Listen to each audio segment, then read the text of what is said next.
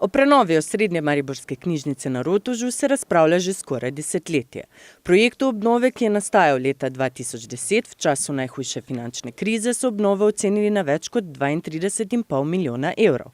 Kasneje so investicijo skrčili na dobrih 15 milijonov, vlada Mira Cerarja pa je leta 2016 sprejela sklep, da je pripravljena prispevati 2,67 milijona evrov za novogradnjo knjižnice na Rotovškem trgu. Investicijo v višini več kot 15 milijonov evrov bi v 80% poplačali z denarjem, ki bi ga pridobili v okviru trajnostne urbane strategije iz evropskih virov.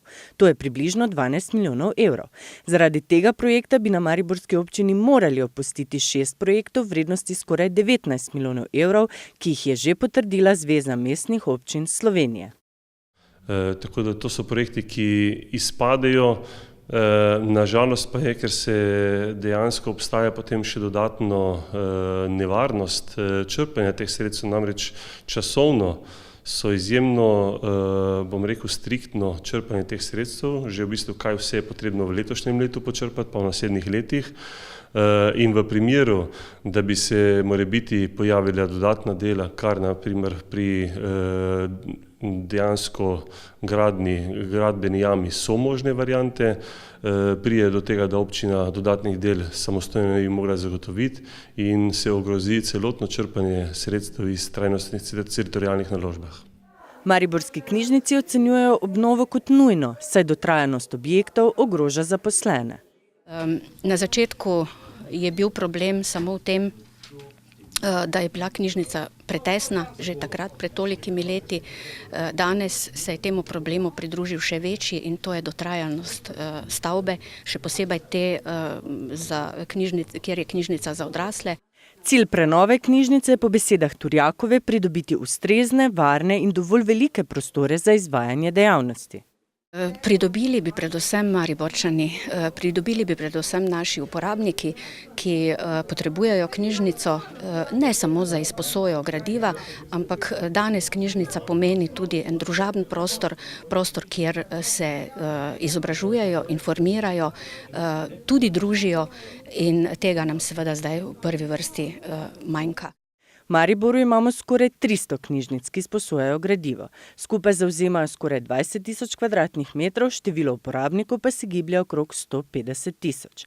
Mariborska knjižnica s svojimi 11 enotami in bibliobusom, ki so locirani na področju mestne občine Maribor, ponuja skoraj 600 000 različnega gradiva na skoraj 4000 kvadratnih metrih.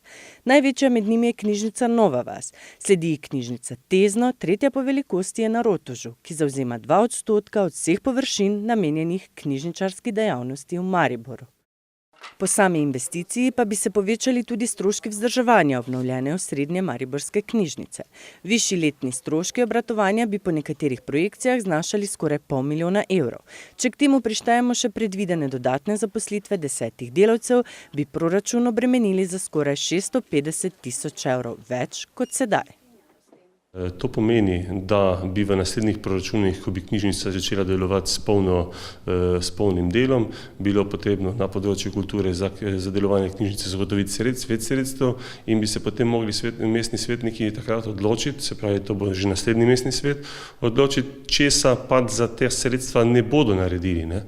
Ker dejansko proračun je omejen, vreča je enaka, če se sredstva da nekam, jih je potrebno od nekje vzeti oziroma nekih določenih stvari ni možno realizirati.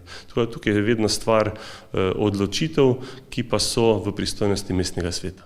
Stanje v mariborski knjižnici Rotovž je nezavidljivo, toda podobno stanje v šolah, vrtcih in mnogih drugih ustanovah, da ne omenjamo cest in druge komunalne infrastrukture. Zato se poraja vprašanje, ali je investiranje v obnovo knjižnice res trenutno ključna prioriteta Maribora. Več o mariborskih knjižnicah pa si lahko preberete v jutrišnji izdaji mestnega časopisa RTS 24.